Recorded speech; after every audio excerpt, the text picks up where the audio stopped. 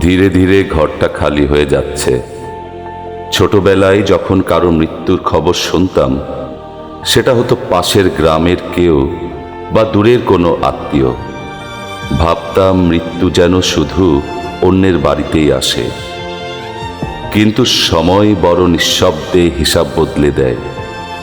এখন খবর আসে, দাদু নেই, চাচা নেই, ফুপু নেই, মামা নেই। ধীরে ধীরে বুঝতে পারছি, মৃত্যু শুধু দূরের কোনো গল্প নয়, এটা একদিন আমাদের ঘরের দরজাও কড়া নাড়ে।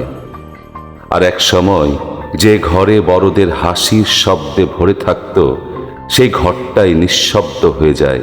তখনই বুঝি, আমরা শুধু বড় হচ্ছি না, আমরা আমাদের শিকড়গুলো ধীরে ধীরে হারিয়ে ফেলেছি।